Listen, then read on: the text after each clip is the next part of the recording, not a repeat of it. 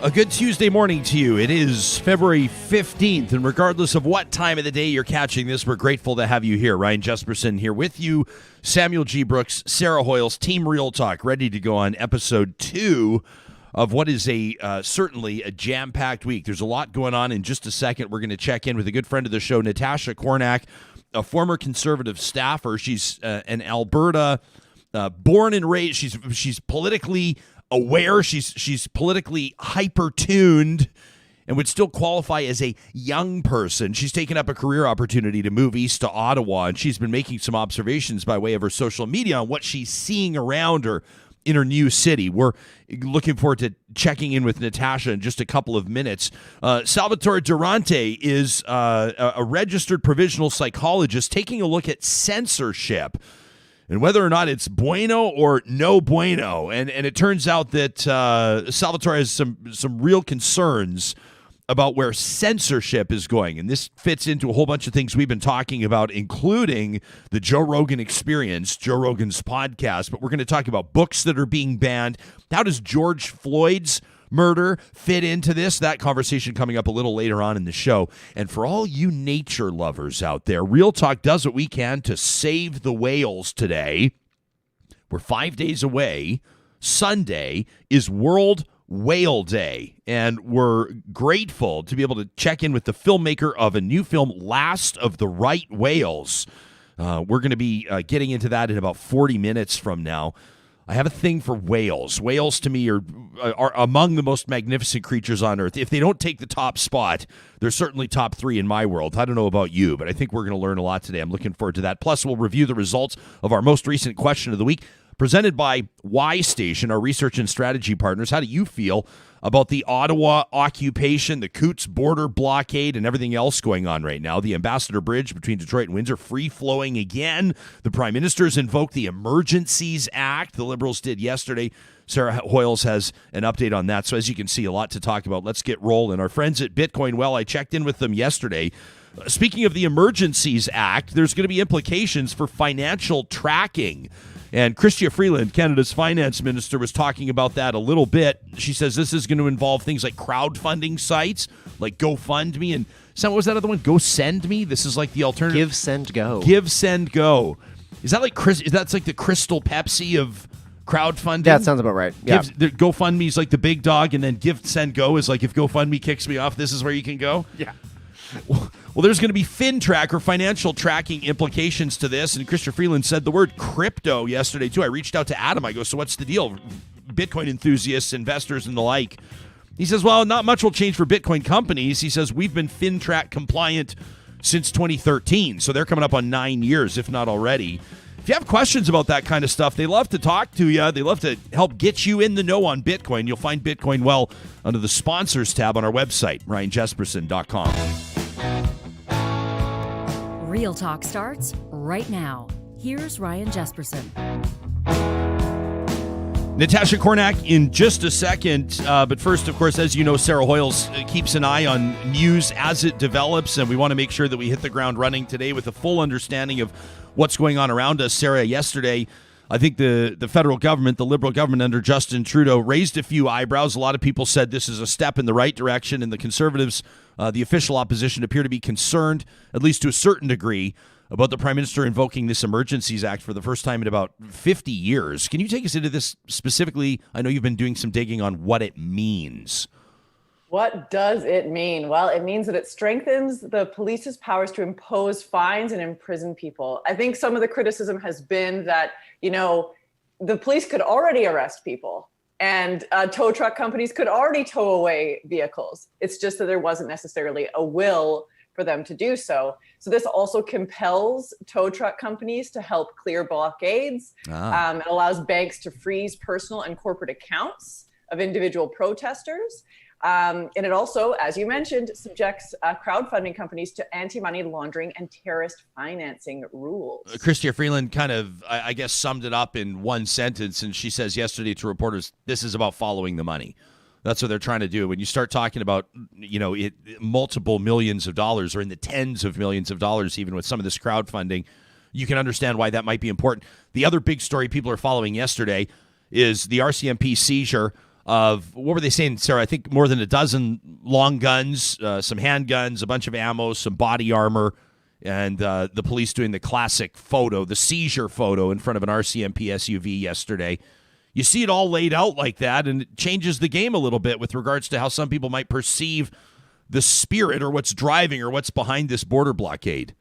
Yeah, 11 people detained, 13 long guns, but on top of that, there were handguns, multiple sets of body armor, as you can see in that photo, a machete, a large quantity of ammunition, and some high-capacity magazines. So these folks that had these guns and this ammunition were ready to go.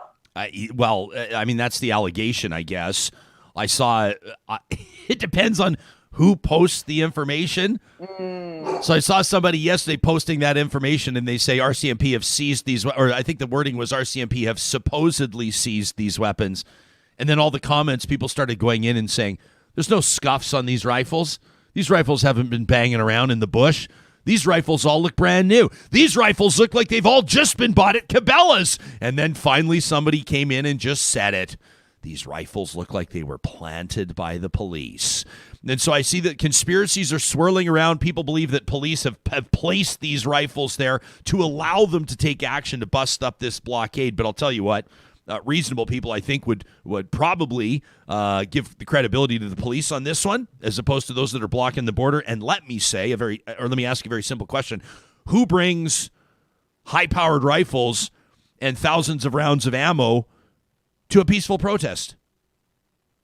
If someone can answer that question for me, I'd love to have them on the show. Pretty shocking stuff, that image there. And to be honest with you, it probably gives a lot of people, including me, pause to think about why the police may have been somewhat hesitant to come in there. I mean, metaphorically speaking, guns blazing. If there was some intel that there was essentially a small armory set up in some of those trailers that were down there blocking the border.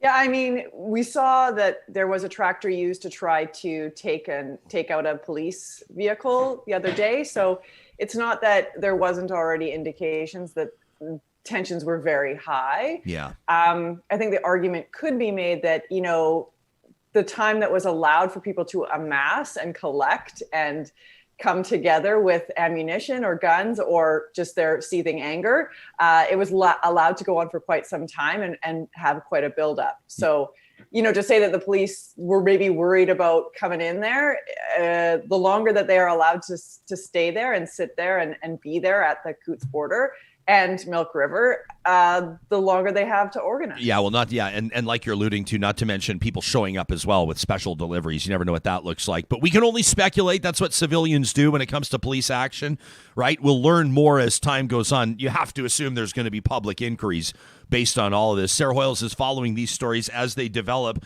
Natasha Kornak's been a good friend of this show since inception.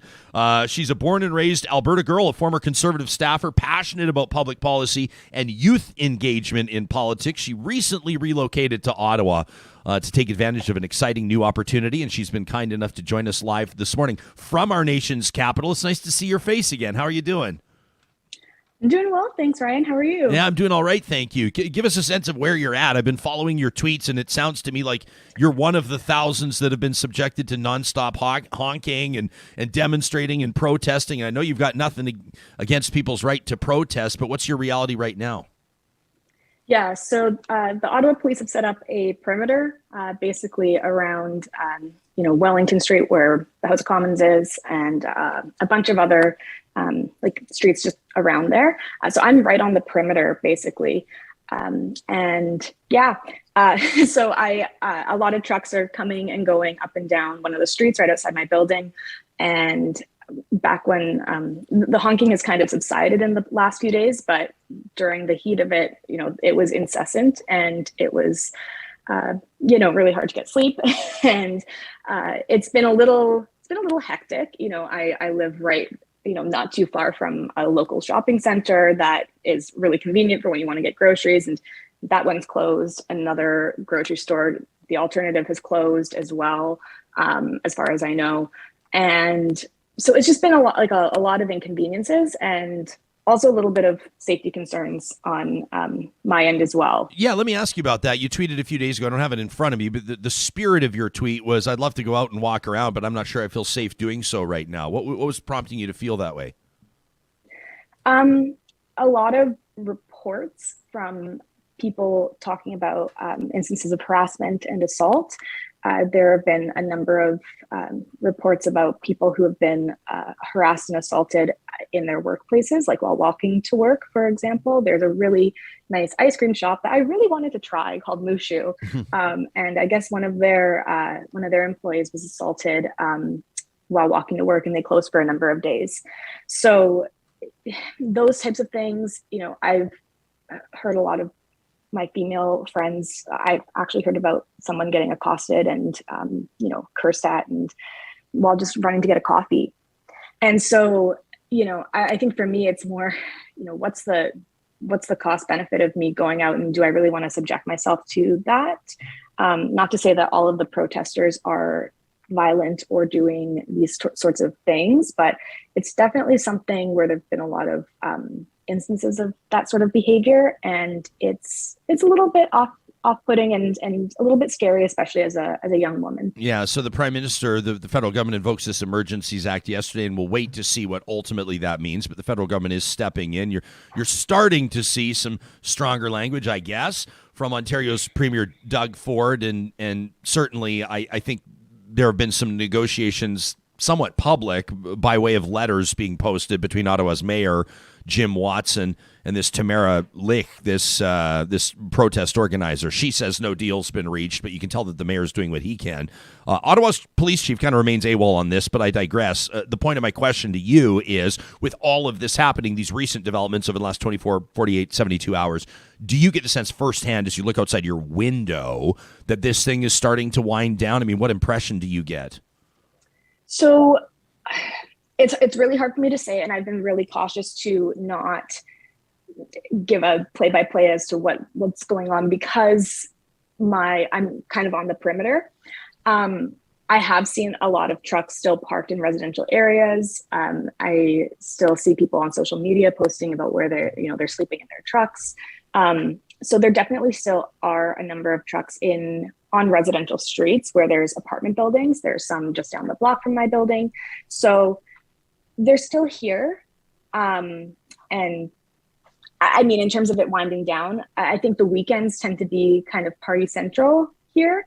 It was probably like Canada's largest Super Bowl party. Yeah, it looks like Big Valley Jamboree out there, for the Alberta reference. I mean, it looks like people just having big parties there every single night, which I can understand has maybe become less and less about vaccine mandates and more about people just getting together to share in their disdain for the federal Liberals. That's kind of what it strikes me as right now.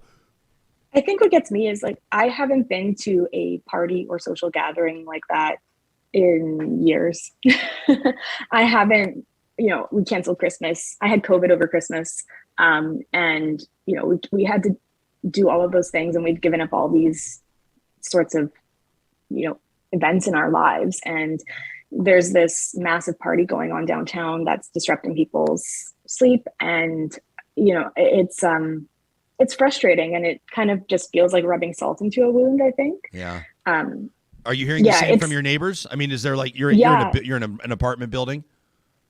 I'm in an apartment building, and then I have friends who are in, more in Centertown. So kind of up here is kind of towards the U Ottawa campus, and further down is relatively safe. I haven't seen a lot of things like that happening down here, but towards Centertown, and as you get closer to Parliament, there's definitely a lot more. And I had friends who are living in apartment buildings down there who feel like they haven't been able to get sleep, and they don't feel comfortable going outside, especially some of my friends who are from racialized communities. Before I thank you for your time, I know you got a day to get started there in Ottawa. It's coming up on 11 o'clock in the morning for you. I want to ask you, you've been a political staffer. You're politically engaged. You've encouraged other relatively young people to get involved in politics. I know you're passionate about it. The party that's experienced the greatest upheaval since this thing started is the Conservative Party. with relatively moderate former leader Aaron O'Toole, been sent packing by MPs. And now the front runner, very early in the process of this leadership race, appears to be Pierre Poilievre, who still, I saw in a yesterday interview, doubling down on his support for the truckers. He's starting to sort of issue a bunch of caveats on his endorsement. He says I support the peaceful, law-abiding protesters, including truckers, where his language last week was, I stand with the truckers. But he's doubling down on that, as is Candice Bergen, the interim leader, and other prominent Conservative MPs. Are you concerned about the future direction of the Conservative Party and the message that the party is sending to moderate Canadians? So I think that the party does need to figure out where it stands on a lot of things. I think the challenge that the Conservative Party has is it's really tried to maintain this coalition. And the issue is, yes, you really have to walk a fine line as the leader of that party to keep everyone together. So I think that the idea of having a big blue tent has always just been, the narrative that the Conservative Party stands by. I think going forward, the Conservative Party needs to say, okay, maybe we're a big blue tent, but we have rigid walls around that tent, which means that there need to be lines drawn in the sand as to what the party will and won't support. And I think they have a lot of internal issues that they need to flesh out in terms of how they deal with some of these social awakenings that are happening.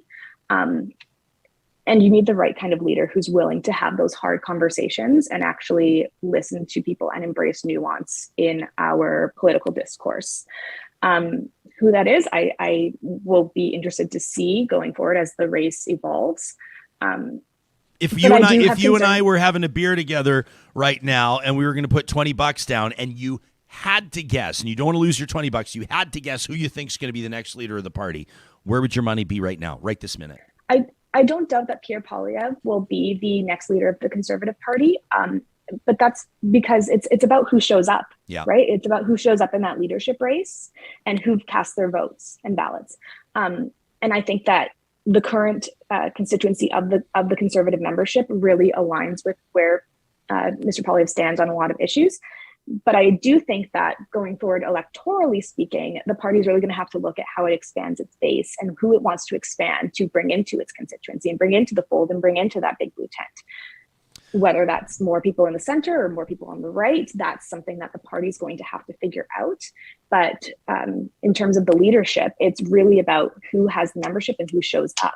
If you've ever watched somebody frame a house, the best framers on the planet are the ones that can place that nail quickly and with one fell swoop just nail it.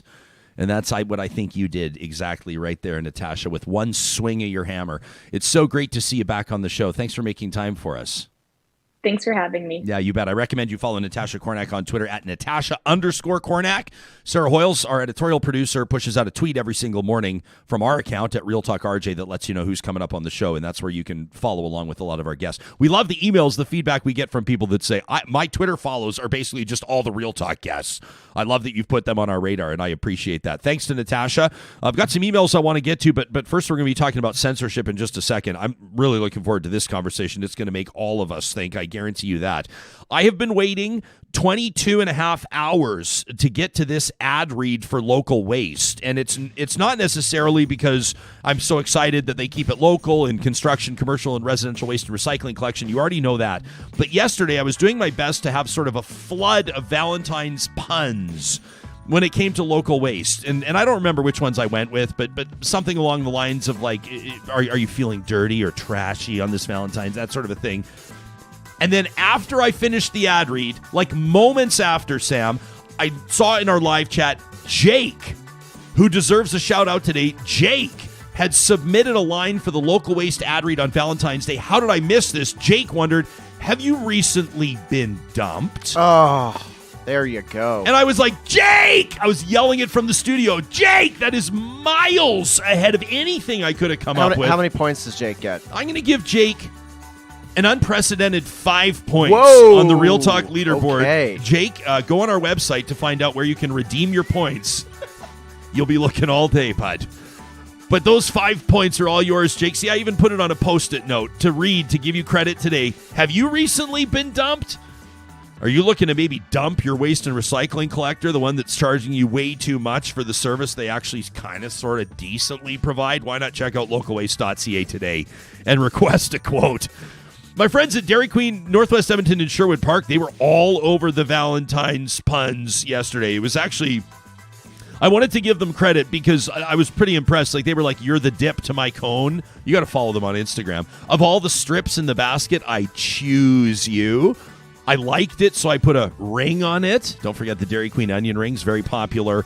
And then, of course, this one, I tell you how much you mean to me, but I don't want it to be cheesy. Okay, Dairy Queen, well done. So you're better than us at the puns, all right? Fine. If you go check out the Dairy Queens in the Northwest Edmonton, Sherwood Park area, we're talking Baseline Road, Westmount, Newcastle, Nemeo, and Palisades. Right now, a brand new burger menu. You can see it online, too. This new burger menu, unbelievable. The signature stack burgers, the bacon 2 cheese deluxe, the original, the OG, the original cheeseburger, the loaded steakhouse burger. That's my personal recommendation. The mushroom cheeseburger, and if you really want to kick it up a notch, the flamethrower, available in single, double, or triple. Yeah, triple flamethrower burger if you're sick and tired of messing around at the Dairy Queens of Northwest Edmonton and Sherwood Park. Well, we've been talking about this story because it pops up and then fades away and then pops up and then fades away. That's how these sort of pop culture newsworthiness type scenarios work, right? And so when you're talking about arguably the biggest podcast in the world, the Joe Rogan Experience, and you get a list of experts, voices from around the world, just under 300 of them, chiming in, saying Spotify's got to dump this guy, or there has to be some sort of a preamble that runs like a warning, like some sort of a disclaimer that runs before his podcast because of the misinformation and the guests that he's bringing on, and the sort of anti-science approaches that some of these voices have taken in the middle of a pandemic, and it's irresponsible, and we should just shut him down. Some folks are going, well, I don't prefer Joe Rogan, maybe. Some of you might love him. And you're going, but I'm not sure, based on political persuasion or otherwise, whether or not censorship is the angle. Should we automatically move to shut something down just because we don't agree with it, or even because we feel strongly that it's harmful? What's the right answer? What's the right approach? Salvatore Durante is a registered provisional psychologist with the College of Alberta Psychologists, also a PhD student in educational psychology, a focus on counseling psychology at the U of A. He's just released a research paper on issues around censorship, and I'm looking forward to getting into it. Salvatore, welcome to the show, and thanks for making time for us. Thanks for having me, Ryan. I really appreciate it. How did this, the issue of censorship, wind up on your radar to the degree that you decided to dedicate your research efforts to it? Well, it really came out of a project I was really interested in. It was a film called Titicut Follies by Frederick Wiseman. It came out in 1967, and it showed the kind of the treatment that was going on at Bridgewater to some of the inpatients and prisoners. In some cases, they were stripped naked, made fun of openly by the guards, haphazardly shaved, just deplorable. So this was shown in the 60s, but they really banned this because they didn't want this movie to come out. The hospital at the time didn't really want it, right? So for that time frame, they banned the film, alleging that it was to protect patient privacy. Yes, the director got their consent, but they were a vulnerable population. So the consent was kind of questionable. I think we might have lost Salvatore there. He's frozen up for a second, which means Sam will work to get him back. Not a big deal. And we'll pick up right where we left off. We're talking to Salvatore Durante, who's a registered provisional psychologist, just released a research paper on censorship. I'm also going to be asking him, looks like we have him back. Salvatore, I think we've got you back. Yeah. No problem. No problem. Strange luck. We lost you right after you were saying that these filmmakers, the people calling the shots had gone and secured consent. But you're not sure. It sounded like it was sort of... That's they cited to continue the ban of the film, and that's what kind of resulted in it. It eventually came out on PBS in the 90s, but during that time, it could have had that psychiatric reform that was going on. There was a humanistic approach emerging in the 60s. If we look at this time with psychiatry, at that time, there were still eugenics going on, right? Some of these poor treatments, the medical model being forced to its ultimate ends, right? So those are just some things to keep in mind what kind of led to this project that I was involved in. But I guess before we even talk about censorship, one thing I should bring up is that there's an irony to for me being on the show is that I am going to have to self-censor. So, being with the College of Alberta Psychologists, I've agreed to a code of conduct, right? Yeah. Where I can't say things. So I can't diagnose people that I've never met. Some things I can't comment that are outside of my expertise, right? Also, it's kind of the sense of like compassionate responding is involved with self-censorship. So I see individuals like Jordan Peterson at times, they won't use pronouns for people because they believe this infringes upon their rights. But I take the approach of like, I won't repeat, racial slurs or, misuse people's pronouns because it's not compassionate, right? Where you need to use people's first language. So, even the case of Joe Rogan, his use of the N-word, for example, that's been spliced to really show that he's, these information that they wanted to kind of censor him, right? It's a misuse, right? It's not coming from a compassionate part as well. So if you're going to say whatever you want, right? And we see this happening, a lot of people like, I can see freedom of expression, right? There's consequences to that. I can't say whatever I want because I consented to a code of conduct, right? So if you're going to say whatever you want, don't be surprised that if you're going to have consequences, if you're going to lose your job, if it's going to offend people, right? Because maybe you're not coming from a compassion part. Ryan, you might know this, right? Yeah, I've heard that some people have paid with their jobs for things that they've said, and some of those people wouldn't change a thing. Salvatore, let me ask you. You invoke a phrase that I don't hear people use oftentimes, and that is self-censorship. And I wonder if that's because the word censorship is perceived as a negative. Right. But what you're describing with regards to self-censorship, I like that you paired it with the word empathy. You may also call it compassion. And I'm teaching our 6.5-year-old what it means to, quote, keep it classy. And I say, don't forget to keep it classy. That means you treat people properly. I self-censor on this show.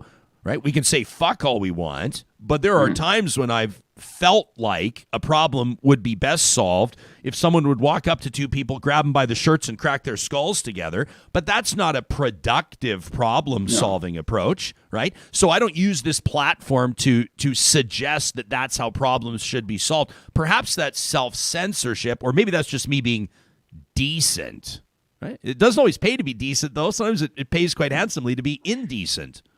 Well, I think it comes at whatever you want to kind of put at risk, right? Like if you really want to have an argument with somebody over an issue and this person's not going to really bend to you, okay, what's that say about you as well, right? Why are you forcing your will? Because like even for myself, right, as part of my code, I can't put my bias onto people, right?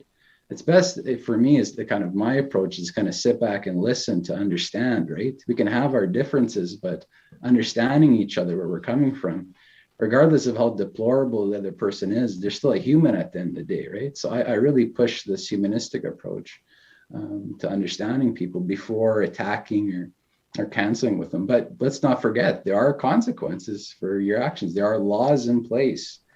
So I make the argument too that censorship laws, like in the States, for example, there's the Miller test, right?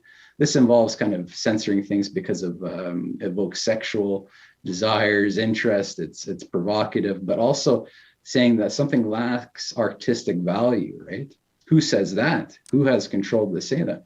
Yeah. But really, there's these laws in place that make censorship laws redundant, right? So for example, there's laws around, you can't kill somebody, right? There's murder laws, there's, child pornography, vulnerable population, there's hate crimes, right?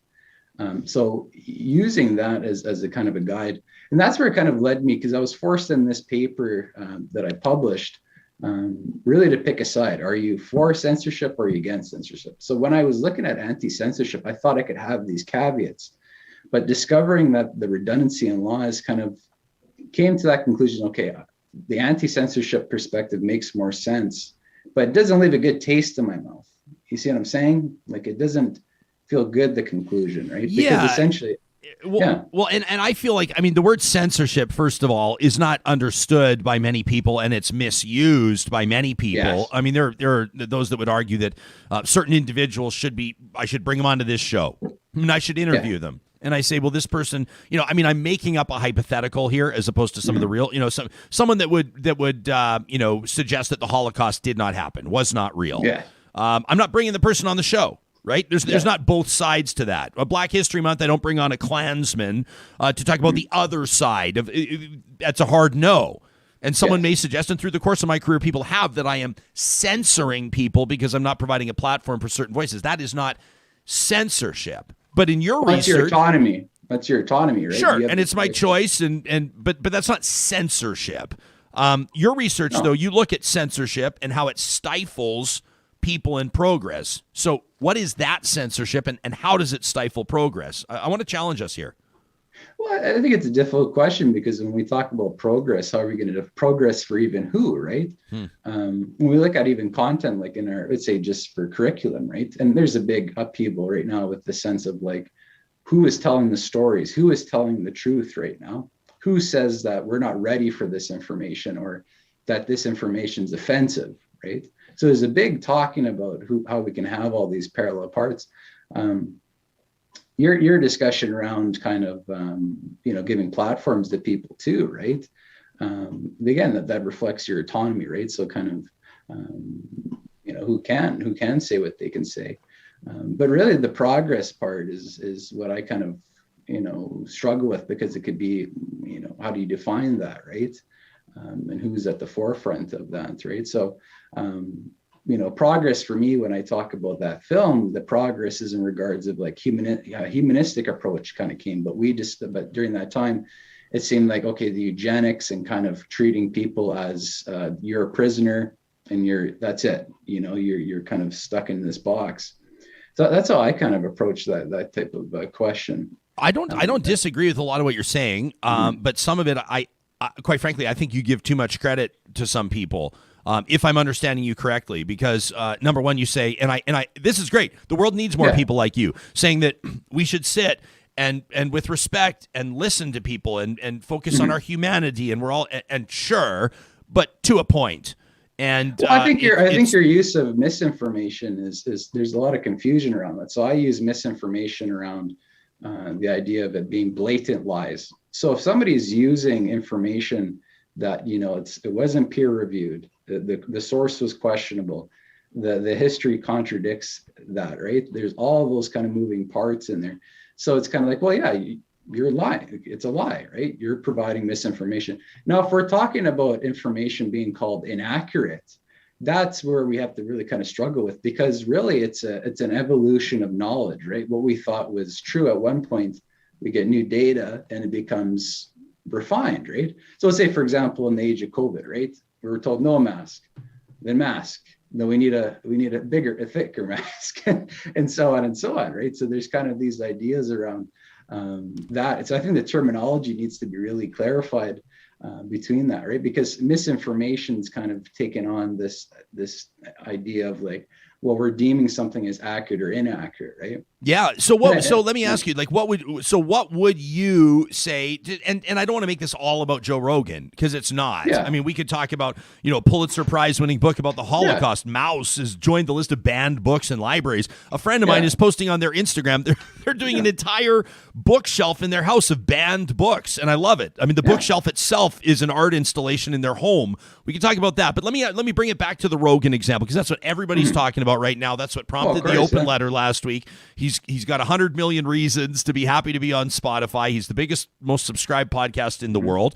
But he's also prompted the ire, or invoked the ire, of a whole bunch of people by bringing on, what some have deemed to be harmful voices in the context of the pandemic. What do you believe that Joe Rogan should do in response, or that Spotify should do in response, or for that matter, a governing body, which I'm going to be honest with you, makes me a little bit twitchy. But how do you think that this situation should be managed? Well, it's kind of outside my expertise, and I don't know them. Right? Well, not really. But I want your opinion. What's your opinion as someone who's done a research paper on censorship? How should this be managed? Well, it goes back to what I was saying, right? Like, okay, if I'm looking at Joe Rogan, okay, what is his credentials, right? Okay, if I'm looking at him, if I'm going to use him as a reference for my paper, okay, Joe Rogan was a comedian, and he ran Fear Factor for a little while. And he's really good at yelling at people for Fear Factor and kind of UFC. These are his credentials, right? So, okay, the source is questionable. Now he's using data that's, he's pushing forward ivermectin, right? In my paper, I talk about some of these COVID remedies, so that are being pushed that are totally, questionable, right? When I look at the literature, okay, so that's questionable, right? So I'm kind of going through these filters of like, why would I listen to this person if they don't have their credentials and the information that they're providing me? It's not coming from reliable sources, or there's no peer review process or who validated this information. So that's what I would take about it. So it's even before engaging with material, it's kind of understanding where it's coming from. Yeah, and that's what brings us back to conversations we've had on this show with people that believe that starting in elementary school, we need to start better educating students on how to identify valid sources of information and how to better discern, what's legitimate and maybe what's problematic with regards to information sources. I don't think that the general public has that skill. Well, I turn to you, Ryan. I mean, you're pretty expert in the world of radio and podcasts. How come Howard Stern has lasted for how many decades compared to, when he did blackface, he's used the N-word, he's done some of the sexual content that he's used, right? Yeah, he's lasted for so long. So these not only lasted, factors, I mean, he's the godfather. Yeah. Well, yeah. I mean, that's what people are really into. Yeah. Since I kind of talk about films, it kind of really reminds me of that film kind of talk radio, right? I don't know if you ever seen it. I don't want to spoil the ending for people, but it so it does it. Boy, have I ever seen it. It's the happiest ending for some of these people. So yeah, there are consequences for reactions, right? So yeah, again, I can't comment on it, but I would recommend for a lot of people look at what the information, the sources of that too. Yeah. Salvatore Durante, a registered provisional psychologist out of the U of A. Congrats on the research paper. All the best in your PhD, thank you. And thanks for making time for us. Well, yeah, this is my first rodeo, so thanks so much, Ryan. You did all right. Fun. You lasted the full 8 seconds, pal. I love it. Thanks so much. There you go. You bet. Salvatore touches on something. I mean, Howard Stern hasn't just lasted. Howard Stern, I mean, at the apex or the crest of his career, although he may take issue with that, he'd probably suggest he's still in that right now. But, I mean, they made a movie about him in the first person. Right? Like, he played himself in a movie about himself while his career was still going. And yeah, there is a lot of content on Howard Stern that a lot of people might say, well, that's not my taste. A lot of other people just absolutely love it. I mean, he's unbelievable at what he does. It's not up to, I don't believe it's up to me or you, or certainly not the government to decide whether or not Howard Stern can do a whole show on titties. He can do whatever he wants. And if 150 million people keep downloading his content and showing up on his satellite radio show, then SiriusXM or whoever's paying his bills or whatever show we're talking about, Spotify, Joe Rogan, they're going to keep it going. It is a business. It is the business of controversy. I'm trying to think of what was that really, was it The Last Temptation of Christ? I think that was like a really controversial movie that a lot of people were really upset about. But it was big at the box office. You take a look at books. I mean, Salman Rushdie's books obviously have he's had, basically calls for his life. But the books have obviously been bestsellers. When you take a look at controversy, who can or cannot say something? Was it the Charlie Hebdo offices that were all shot up because one of their political cartoonists had drawn and invoked the likeness of Muhammad in the pages of that magazine, and there was a terror attack, I think in 2015, January 2015, if I remember correct, in their Paris-based head office. Would people argue that you shouldn't be able to draw photos of Muhammad because people who follow the Muslim faith would be offended by it, or is it your right to draw those photos? I mean, we could take this from 100 different angles.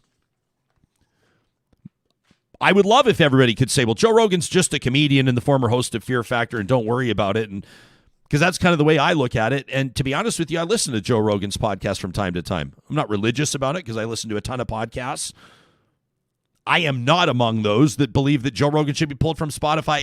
And newsflash, Joe Rogan is not going to be pulled from Spotify.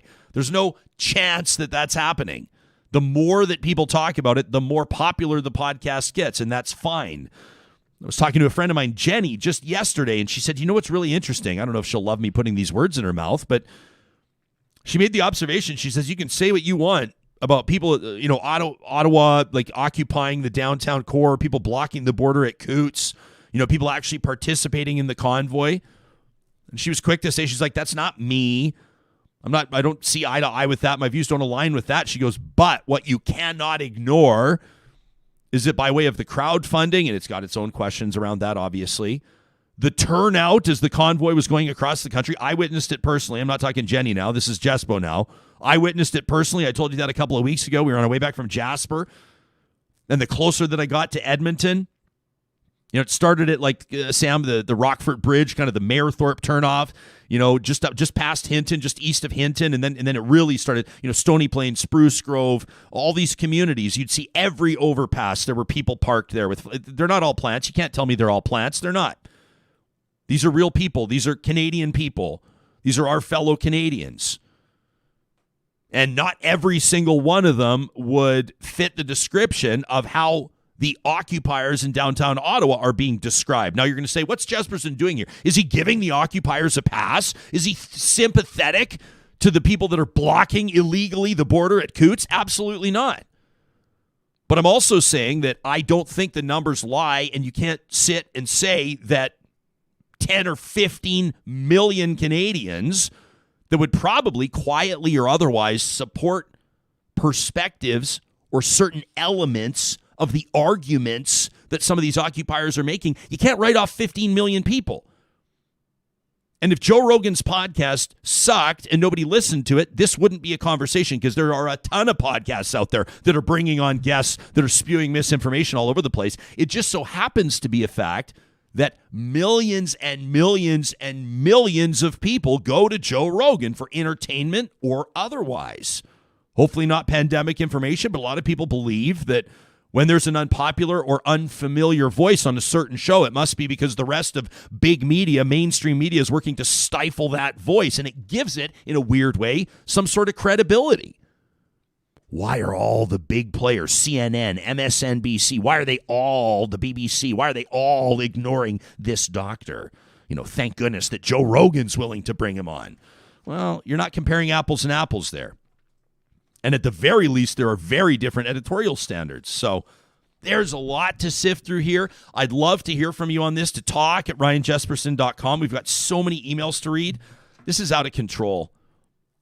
We are environmentalists. If you're not an environmentalist, what's your problem? But I would say that the environmentalists will not be happy to see. These aren't just the emails we receive. These are the emails that we receive, and I say, we got to read these ones. I'm holding, I don't know what this is, Sam, 85 pieces of paper in my pocket. We're going to have to do a week of, when Sarah Hoyles tells us that she wants to, Hoyles, when you want to disappear into the backcountry for 10 days and not produce anything for the show, what we'll do is we'll just block off 5 straight episodes, and I'll just read emails. Sam can put music beds beneath us, and I'll just read emails for days. I didn't know that was an option. So I'm just gonna pull the chute right now and be like, okay, bye. Yeah. See you later. See bye. you in 10 days. Okay. Well, you file that away. Next time Hoyles demands vacation, that's what we'll do, Sam. We'll just read emails all day. Let me get to this one, and then we're going to talk about the last of the right whales. I'm looking forward to this conversation. But this one from Tina, not her real name, but I've verified the email. It comes from the legitimate source. This person is who they say they are. Tina says, please don't attach my name to this email. I'm an elected official in southern Alberta, and I fear retribution. And she is. Written from her official email.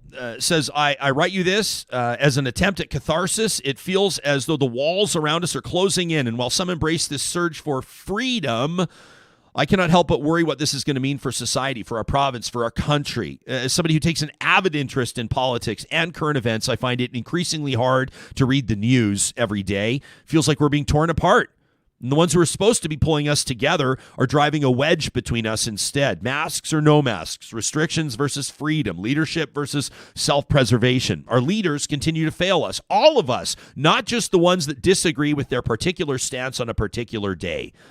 Tina says, at the heart of leadership, there should be an attempt to do the greatest good for the greatest number of people. But instead, we've seen our prime minister further ignite the fires of Western alienation and feed the narrative that so many conspiracy theorists crave. We've seen MPs and MLAs supporting Canadian citizens who are openly breaking the law, turning against their own supporters, their own parties, in an attempt to pacify who they consider to be their base. We have a premier that's so disconnected from his own province, so engulfed in his own demise, that he's managed to alienate Albertans from across the political spectrum, across walks of life. And we keep asking ourselves, is this the best we've got? The short answer appears to be yes. And why would the answer be any different? Why does that average Albertan, the average Canadian, want to be dressed down every time they show their face in public, to be vilified on social media, to have billboards telling you to basically go fuck yourself, to have your own family pin you down and question your ethics? For every hardworking cousin who's a nurse, there's an uncle who's flying his Canadian car flags and handing out Timmies at the border blockade. And they all want to tell you why they're right.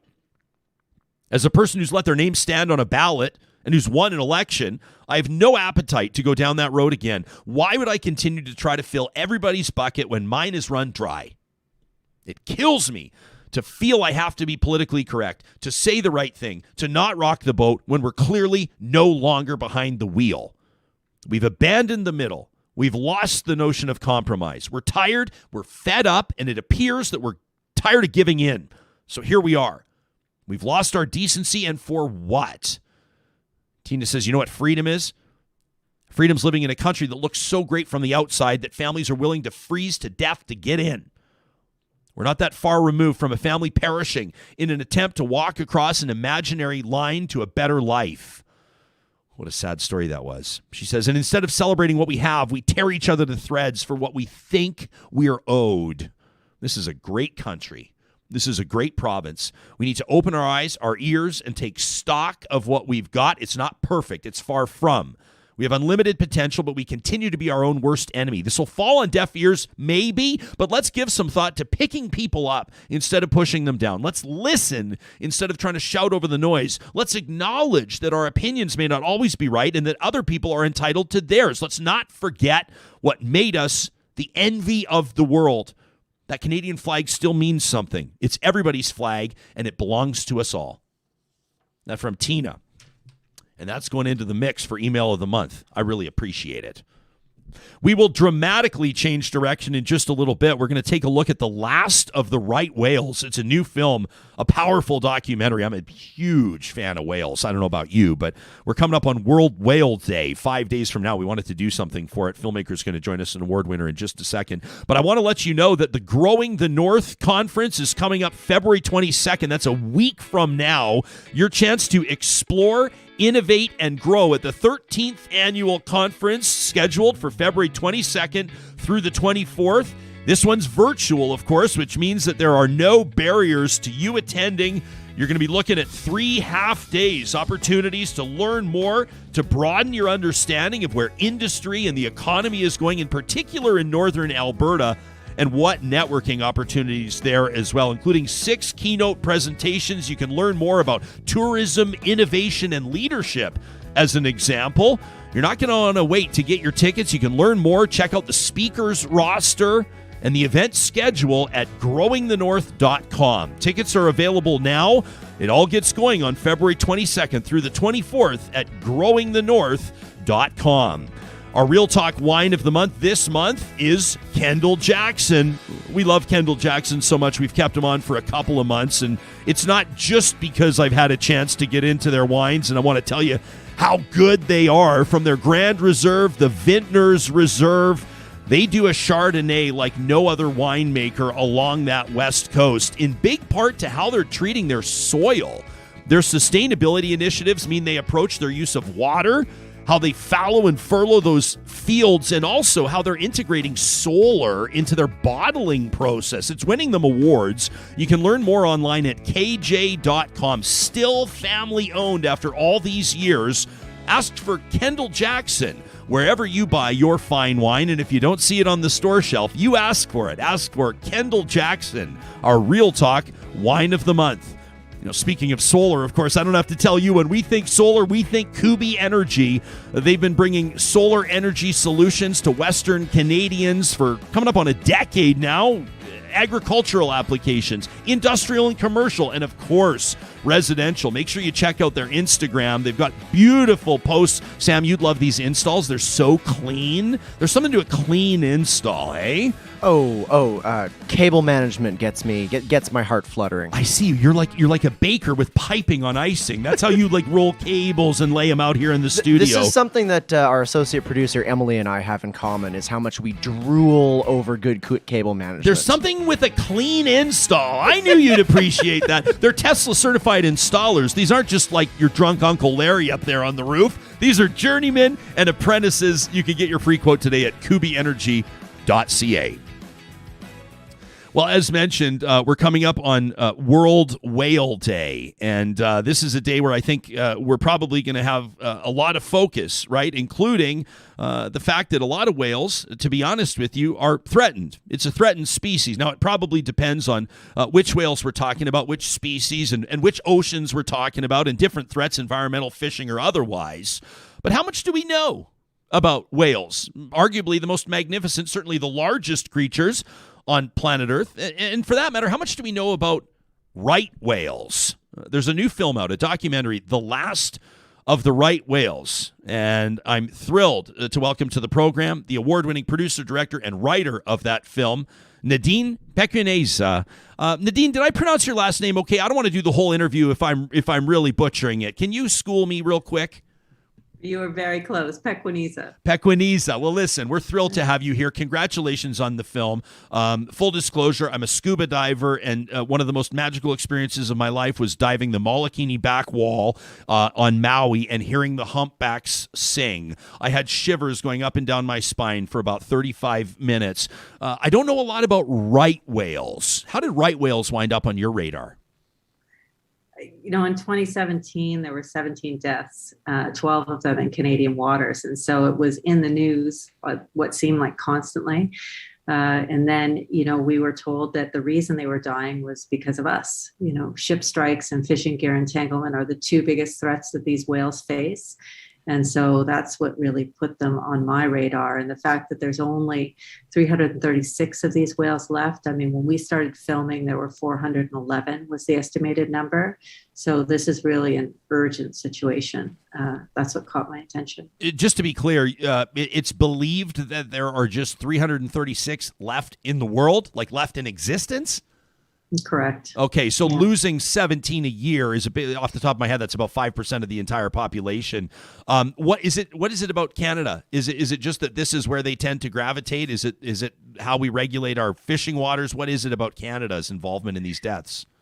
Yeah, well, the big change has been where the whales are going to feed. So because of climate change, the changing ocean currents is redistributing their food. And so they eat copepod, a type of plankton. And it comes down from the Arctic. Because the Gulf Stream is moving further north, it's actually cutting off the supply. So they used to go to the Bay of Fundy regularly. 2/3 of the population would go there to feed. But now they are no longer going there, and they're coming up into the Gulf of St. Lawrence looking for food. And so since 2015, they've been coming in large numbers, but those deaths that occurred in 2017 is because we're not used to seeing them there. And the type of protection measures that you need to have in place, like speed restrictions on shipping vessels, and also closures of fishing in certain times when the whales are present, because it's that vertical line that sits in the water that'll attach a buoy to a trap, whether it be a lobster trap or a crab trap at the bottom of the ocean. That's what they can get ensnarled in. And so those are the two biggest threats for those whales.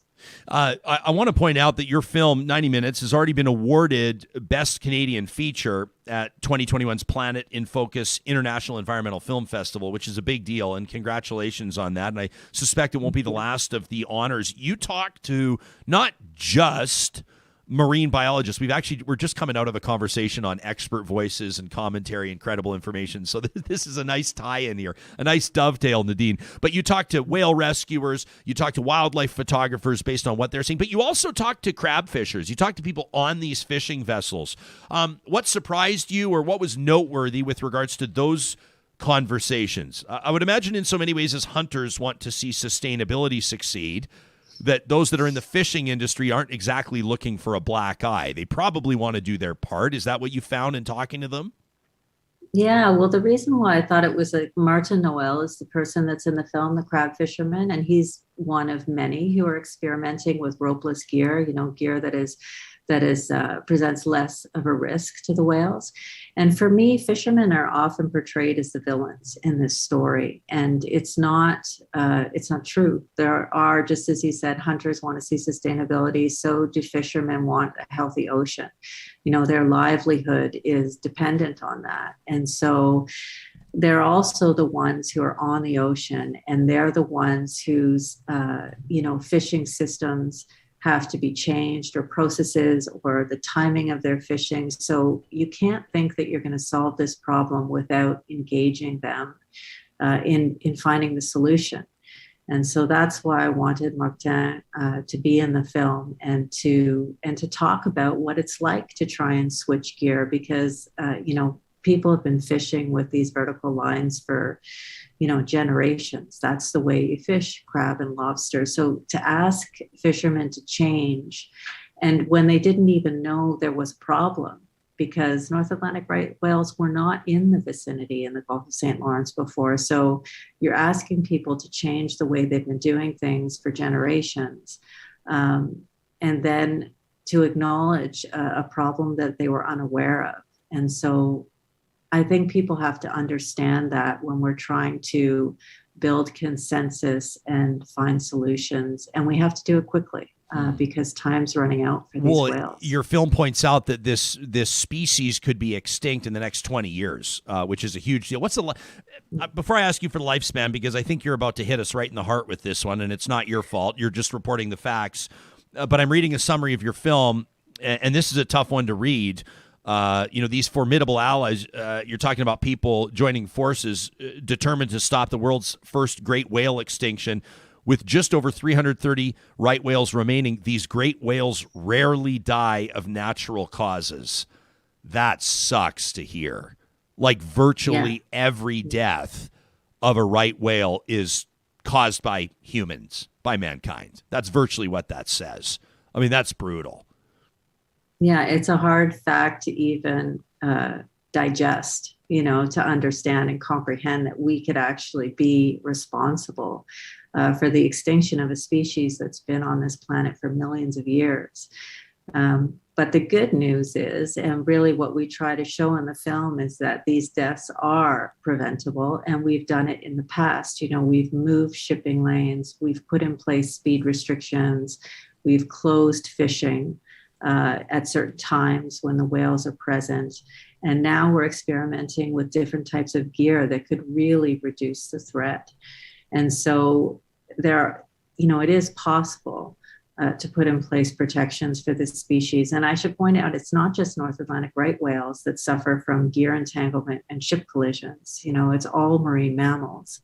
And so if we can tackle these problems, we can have an impact not just on this species, but on marine life in general. In completing this film, are you more or less confident that the future of North Atlantic right whales can be a positive story? Like digging in, did you have reason to believe that this can end well? Or armed with all of the information that you've discovered or uncovered, do you have a bit of a pit in your stomach? Where are you feeling on the spectrum? I'm more on the positive side. That is also my nature. But I have to say, meeting the people that I did who've been working on this for decades, some of them like Stormy Mayo and Moira Brown and Barb Zitzma, some of the characters that you meet in the film, they've been doing this for so long. But then there's also young people coming in, like Nick Hawkins, doing his cinematography work, There's citizen scientists who are joining forces with the scientists in Florida, helping to identify new calves every year, just surveying from the beach. And there's a young person, Lily Pinkman, who's in that group. So I think the quality of people and the dedication that I saw to protecting these whales is what's really going to draw people into the film. And then it's getting to know the whales on an individual level, because they do know them that way. They know grandmothers and mothers and calves, and they know where they feed and where they like to rear their young. They are really individuals. And so through the film, the audience gets to know them on that level as well. We're following Snow Cone and her first calf over the course of 2.5 years. And just watching what happens to that pair in the time that we are making the film tells you everything you need to know about what has to happen in order for us to protect and save this species. Okay, I've seen it, but I'm not going to ask you any further questions about that storyline. We're just going to let people discover that one for themselves, because that's an important one. I want to let people know that Last of the Right Whales is screening across the country in theaters starting in February. Official selections of the Victoria and Calgary International Film Festivals. We can just show you here on the website, lastoftheRightWhales.com is where you can check out the trailer, and of course where you'll be able to find it in theaters.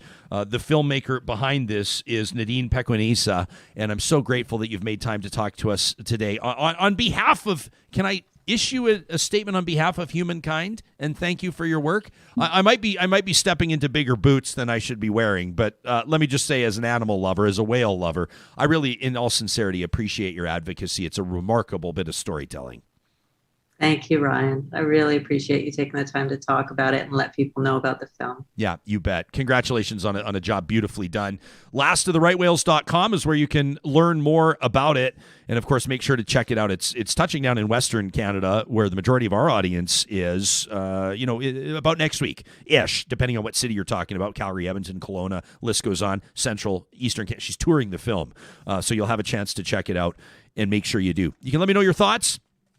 There's something about whales. I posted some photos on my Instagram back in September. Was it late August or early September? I was lucky enough to get out to, it's called Valdez Island. It's just off Galiano Island, just off Vancouver, basically. You take a ferry to get there and then a float plane in, and it's a really remarkable spot. It's kind of untouched. Like, Sam, all these people that build their cottages out there and these cabins, like a lot of them are built with the driftwood they've found. There's solar and sustainability everywhere. People are getting their water from the rain barrels that fall. I mean, it's just one of these places where I'm going to go immediately as soon as all hell breaks loose and the apocalypse apocalypse made the sale happens. Stop selling. Like, good God. Yeah, I know. You're just speaking my language. I don't know here. why I told everybody the specific island. Why did I tell everybody that? Like, it's going to be Real Talk Island now. Yeah, it's like when I talk about some of my favorite fishing lakes. I go, they're so hard to get into. They're such a pain in the ass to get into that I'm willing to tell you where they are, because if you get there, you've earned the right to be there. Not the point. So we're out on Valdez one morning. We're sitting there with the coffee, and my buddy who has the place out there, he goes, "Up there." He goes, "There they are." I'm like, "What?" And he goes, "The orcas." And all of a sudden, as they started getting closer, he goes, "Oh, no, those are humpbacks today." And I go, "Well, what? How can you tell?" And he starts talking to me. And sure enough, we waited there for about half an hour as they slowly, I mean, he's got these eagle eyes, right? Speaking of which, by the way, there were bald eagles that were making their way over above, and there's seals. And the seals, of course, draw in the orcas, and then the humpbacks are making their way through. It's just an unbelievable spot. But there was something, and it was not lost on me, that as those whales slowly got close, you wouldn't see them for a while, and then you'd see the blowhole go, "Oh, there they are," right? And I'm realizing these are like, this is a group. There's 5 of us, and we're all standing there captivated for half an hour, 45 minutes, just staring at the horizon, just trying to see these signs. I mean, there's something about whales that just captivates our imagination. You know, living beings the size of city buses or bigger, it's making their way through. Something about whales. Yeah, I don't have a whole lot to add to that. Whales are gorgeous. I've seen whales in the wild once, I think. I can't remember. I think it was on Vancouver Island. Went out a boat trying to spot some whales and saw a few of them off in the distance, a little bit of the spray, a little bit of the blow. And it's just like, you're right. It's I think part of it is also like when whales surface, you get the sound. You get you get that big rush coming out of the blowhole, and it's just like it's all your senses light up at once when you see a whale. Yeah. So I know exactly what you mean. Yeah. And not to be the jerk, Hoyles, We talk about the wonder around whales and what beautiful animals they are. And Sam is absolutely correct in identifying the power of hearing that blowhole. And then you hear, and then the blowhole closes, and then they go down again, and they go down, down, down. And they're just orcas in particular, just the most formidable apex predator on planet Earth. Orcas, I'm explaining to Wyatt, our son, the other day, how orcas can actually beat up on great whites. He goes, no, they can't. I said, let's try to find some videos, because I said, you wouldn't believe. I said, great whites leave the room when the orcas show up. It's like a 50s. It's like John Travolta in Grease. But the thought then, these majestic creatures, and sorry to take this here, but that's kind of the whole point, caught up and tangled in fishing lines and suffocating, it sort of prompts you to act in a way. And for some people, it might just be supporting a film, or it might be making a donation to an environmental advocacy group or whatever. It also, on the split side, takes me down the conversation of how we really only care to protect animals that we find beautiful, and we don't really care about the other ones, right? I mean, yellowfin tuna right now are going, where's our documentary? Come on. Well, okay. Well, that add it to the Real Talk Relay Communications list. Yeah. The farmed salmon are like, what are we? Chopped liver, and chopped liver's going, why are you bringing us into this? Come on. I don't know. Have you ever had a chance to see sort of whales in their natural habitat? Whales, no. Dolphins, yes. Oh, yeah. So seeing them and like trying to get out to I was on Oahu in Hawaii, one of the Hawaiian islands, and yeah, we saw some dolphins going swimming, and everyone's like, let's go swim with them. And I like got maybe 2 meters out, maybe not even that. And it was like, I can't do it. It's like the ocean is too vast. It's too big. It scares me. Oh my gosh. Well, that's understandable. That's all right. There's nothing wrong with that. But certainly magnificent creatures. I don't even want to put. Have you seen the film The Cove? Have you seen The Cove? I can't. Okay. I can't. I saw the trailer. I saw the images of the water full of blood from the killing of all that, and I was like, nope. Yeah. Can't do it. I've seen enough. Yeah, I don't blame you. It's one of those films where I would say you have to watch it and you shouldn't watch it at the same time. But I'm like 51, you have to watch it. 49, you shouldn't watch it because it's tough to watch. But if you haven't seen The Cove, you'll never want to protect dolphins more, and you'll never be more furious, probably, than watching The Cove. I'd be curious to hear. Let me drop in on. I haven't even said hi to the live chat this morning. My apologies. I bet you there's a whole bunch of people. Oh, I hear Joe Rogan comments scrolling through that. Okay. One of you says, Tracy says, I'd love to see whales in person. I'm in awe of owls, but a bucket list would be seeing orcas. Yeah, no kidding. Scott says Maui in February is the place to be for humpbacks. You know it, Scott. Like in Lahaina there, or Kihei, or one of those beautiful Wailea, one of those beautiful communities on Maui, and you look out that Molokini craters, right, and there's humpbacks you're almost guaranteed humpback sightings. Just amazing. Jerry says that her 17-year-old's reading a book right now on ocean life, read about sperm whales, says their heart only beats 5 times a minute when they're doing deep dives. Incredible. And then Kimmy says, chiming in on yellowfin tuna, but not in the way that the tuna will want, Kimmy. She says yellowfin tuna is delicious. Yes, it is, especially right off the back of a fishing boat. I can tell you firsthand. She says, so we care about them. Honestly, we should be talking about how nobody cares about insects or rodents. Also true. Before we get to the results of our question of the week, speaking of travel, we can get off track very quickly, can't we? That's part of the magic of the show. That's kind of part of the whole point. It's real talk. This is how people really talk at parties and around campfires. We get distracted. We go off on tangents. We keep it real. If you're headed to Maui or anywhere else hot, if you've earned the right to feel the sand between your toes again, may I suggest that you book your airport parking right now at jetsetparking.com. If you happen to be flying out of Edmonton International Airport in particular, the promo code REALTALK at jetsetparking.com will allow you to book your spot for just $7 a day. You're gone for a week, that's $49. Can you believe it? To park for an entire week at Edmonton's International Airport. This is good for travel all the way through till 2022. You got to book with a minimum 24 hours in advance, but why wait? I mean, you know you're leaving. You know the departure date. Why not book your airport parking today using the promo code REALTALK? Gets you $7 a day airport parking at jetsetparking.com. Our friends at Friesen Brothers, you know them, in 16 different Alberta communities, Alberta grown, Alberta owned, still family owned and operating. Mike's meal of the month this month, Mike is one of the brothers. Well, his rooster sandwich is getting everybody all excited. The crispy fried Alberta chicken sandwich featuring their own sriracha coleslaw for a kick of flavor in every bite. And of course, they've got their Father Dough to go pizza, the hot hen. A little kick for those chicken pizza lovers. You can find it at Friesen Brothers. By the way, I want to clarify this Father Dough to go pizza. It's not frozen pizza. It's fresh. You throw it in your oven and it'll go toe-to-toe with any delivery pizza. Our family guarantees it. As a matter of fact, Friday is pizza and a movie night in the Jesperson household, and that means for us, Father Dough to go pizza from Friesen Brothers. Our friends at Park Power want to remind you that they have been offering the entire time they've been sponsoring Real Talk fixed rates. Now, a lot of you have been going variable rates. You like to ride the lightning. I'm one of you. All right. I like it when it's low, and then we get beat up a little bit when the rates rise, don't we? We've all seen that. They do offer fixed rates at parkpower.ca. You can compare rates on electricity, natural gas, and internet today.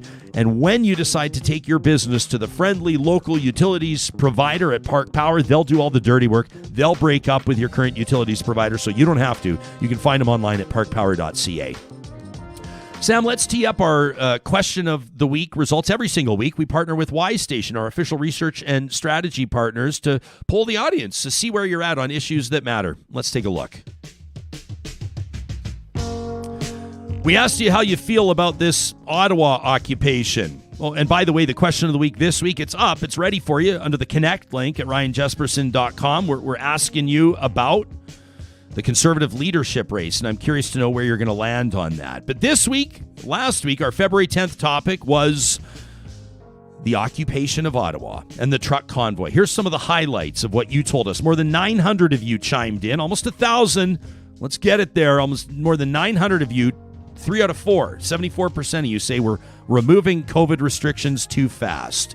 This was based on the Alberta government lifting these restrictions. Why did I fuck that whole thing up?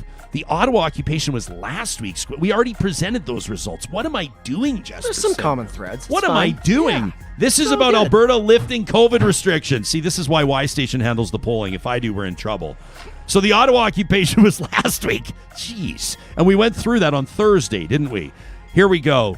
So 74, 3 out of 4 of you believe that we're lifting COVID restrictions too fast. That means 1 in 4 of you doesn't think that, which is also noteworthy. Here's another interesting point. Half of you, 49%, just under half, say that removing restrictions won't change your current behavior. Good on you. Why would it? You don't need the government to tell you what to do. You want to keep wearing your mask? Fine. Here's another one. 81% of you, 4 out of 5, believe that the upcoming leadership review, Jason Kenney's, on April 9th, is a major motivation for the Premier to reduce restrictions. 4 out of 5 of you believe that's what's prompting it, which is interesting because they didn't name the truck convoy. They're saying it's the leadership review. And here's another highlight. This is pulled from the team at Y Station. More than 3 out of 4 of you, 77% of Real Talkers, believe these changes were made in part because of the protests at the border. Smack dab between 3 out of 4 and 4 out of 5. But a majority of you believe that those restrictions were lifted in part due to these demonstrations, including at Coots.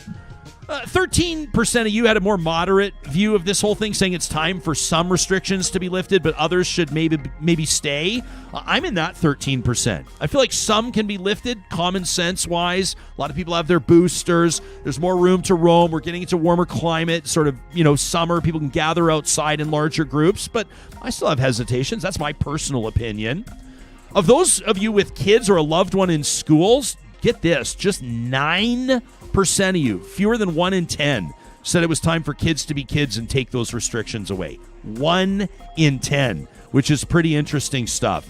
We also give you an opportunity to fill in the blanks here and have your say. And so a lot of this is yes, no, or I'm this, that, or the other, multiple choice style. But when we actually get you to fill in the blanks, we asked you about your favorite protest movement of all time, which I liked. Did you hear this one? I thought this was great. Your favorite protest movement of all time. One of you said, I very much loved how angry boomers got about school-aged kids protesting a lack of climate change policy inspired by Greta Thunberg. That was your favorite. Another one of you said, I prefer protests that actually matter, like climate change protests around missing and murdered Indigenous women and girls, and Indigenous land protection. The most popular answer for your most favorite protest movement of all time was Martin Luther King and the U.S. Civil Rights Movement. The second most popular answer, somewhat related, the Black Lives Matter demonstrations and other modern protests that BLM paved the way for. That was an interesting one. One of you mentioned the Tiananmen Square Tank Man. You said it was a true show of personal strength. In my mind, one of the greatest, like really bold claim, one of the greatest photos ever snapped, obviously. Colin Kaepernick taking a knee for the American anthems. How about Eminem doing it at the halftime show the other day? Teachers protesting cuts in the Ralph Klein era. And another one of you said your favorite protest movement of all time. None of them. You said protests make me sick. Okay. When we asked for anything else you might want to share, one of you said I am immunocompromised, and I have a history of difficult recovery from pneumonia and bronchitis, and I really wish that we had a government and a population that truly cared about people like me. Another one of you said removing public health measures before little kids can be vaccinated is so overwhelming to me as a parent of 2 little kids. It'll make me do and spend far less in my community. I know it sucks to wear a mask. I am over this pandemic like everybody else, but the reality is the pandemic's not over with us. And with positivity rates above 30%, healthcare being overwhelmed, measures should come down to when the science says so. Another one of you says, I'm just sad to see this division. I'd normally consider myself a small c conservative, but now I detest the sort of alt-right Trumpian attitude that many in our party hold dear. It's like the political Moses parted the ocean, and there's now only left and right, them and us. So who's the Moses? Yeah, okay. We'll leave that for another day. You can take part in our question of the week this week, as mentioned, on our website. We make it super easy to find. You just go to ryanjesperson.com. You click on the Connect link, and then that's where you'll find our question of the week. And as mentioned, we're asking you about the Conservative Party leadership race. Sam, while we're showing off our website, leave it up here, and let me show you what happens when you go to merch. Did you see my tweet yesterday, everybody? Right here, along with our Crescent Studio mug, our vinyl sticker pack, our Real Talk golf balls, our t-shirts, and our new era snapback caps, may I unveil officially our Real Talk fitted t-shirt. Real Talkers, you spoke and we listened. We heard from a ton of you, particularly of the female persuasion, who said, your shirts are great, but they're a little boxy. Could you get us a fitted t-shirt? And we said we certainly can, my friends. And so if you go to ryanjesperson.com, you can order your fitted t-shirt today. And don't forget, shipping is always on us. Our friends at Eden Landscaping want to remind you before we wrap the show today that today's a perfect day to get in touch with them about bringing your outdoor space to life. I am not declaring winter over. I've spent too many Canadian winters here in this northern climate to know that just because temperatures are mild and ice is melting in the backyard and people are starting to wear their jackets with the zippers undone, that we probably still have another big blizzard waiting to smack us around. But it is a good reminder that landscaping projects can take longer than you think once we start talking about pulling real property reports and ordering the construction materials and breaking ground and the whole 9 yards. If you want your outdoor kitchen or your water feature or your retaining wall ready for July, August, September, today's a perfect day to go landscapeedmonton.ca. Get in touch with Mike and his team so they can get the ball rolling on your picture-perfect design. Also wanted to remind you that our friends at Sherwood and St. Albert Dodge had a big weekend. They had that big Wrangler sale going on. You know, you're not going to find a better selection of the Jeep brand, trusted since 1941, than you will at St. Albert and Sherwood Dodge. It's so easy to search their inventory online. You just punch in the make and the model that you're looking for. You can punch in your maximum price even, and it will coordinate the search, a custom search for you. They've got their new and used inventory online. Of course, if you're like me and you'd rather feel those heated steering wheels or you'd rather see how that leather feels, watch the leather. You can go see them in person. All distancing protocols, mask protocols in place at Sherwood and St. Albert Dodge. Tomorrow's show, you're not going to want to miss it. Number one, two of my favorite political commentators are going to join us to break down the Emergencies Act, what it means, the Conservative leadership race, Supriya Dwivedi, and the National Post correspondent, Tristan Hopper. Plus, are you going dry or dry-ish this month, laying off the sauce? Don't miss our Dry February Roundtable coming up on tomorrow's Real Talk. We'll see you then.